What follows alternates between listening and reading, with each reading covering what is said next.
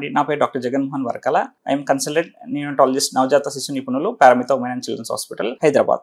So మనం పుట్టినప్పుడు vaccine ఇస్తాం, 3 వ్యాక్సిన్స్ ఇస్తాం. అందులో కామన్ గా ఇచ్చేది మన లెఫ్ట్ హ్యాండ్ పైన ఇచ్చేది, ఇక్కడ ఇచ్చేది is BCG, bacillus calamity urine అనే BCG వ్యాక్సిన్ ఇక్కడ ఇస్తాము. ఆ వ్యాక్సిన్ ట్యూబర్క్లోసిస్ అనే రోగం మన ఇండియాలో ఒక మహమ్మారిలా చాప కింద నీరులా విస్తరించిన ట్యూబర్క్లోసిస్ అనే డిసీజ్ మన కామన్ ఉంది కాబట్టి అది అర్లీగా బేబీని సెన్సిటైజ్ చేయడానికి BCG అనే వ్యాక్సిన్ మన ఇండియాలో కామన్ గా పుట్టినప్పుడు ఎంత అర్లీ అయితే అంత అర్లీగా BCG వ్యాక్సిన్ ఇస్తాము. సో ఈ వ్యాక్సిన్ తో ఒక 1 month తర్వాత పిల్లలకి ఒక చీము పుండులాగా తయారయ్యి పగిలిపోయి మళ్ళీ ఒక మచ్చలాగా మారుతుంది.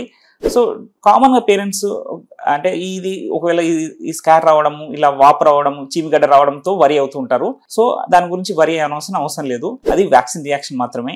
ఆ వ్యాక్సిన్ సరిగా పనిచేస్తుందా లేదా తెలియడానికి అది ఒక వన్ ఆఫ్ ద ఇండికేటర్.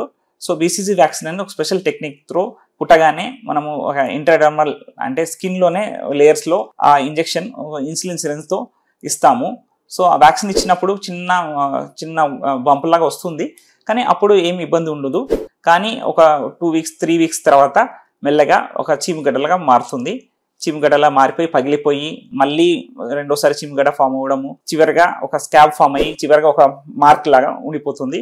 ఈ మార్క్ ఎంతగా ఉంటే అదొక BCG వ్యాక్సిన్ తీసుకున్నట్టు ఒక ఇండికేషన్ లాగా ఉంటుంది. మన పెద్దవాళ్ళకి ఎవరు చూసినా BCG స్కార్ అనేది ఉంటుంది. సో BCG స్కార్ ఉండడం అనేది వ్యాక్సిన్ పనిచేస్తుందని చెప్పడానికి ఒక ఇండికేటర్. సో BCG వ్యాక్సిన్ అనేది చాలా కామన్ గా తీసుకోవాలంటుంటారు, ప్రతి బేబీస్కి ఇస్తుంటాము. సో ఇచ్చాక 1 month తర్వాత ఒక వాపు చీమగడ్డలాగా ఫామ్ అయ్యి పగిలిపోయి ఒక స్కార్ వస్తుంది. సో దాని గురించి వరి అవసరం లేదు.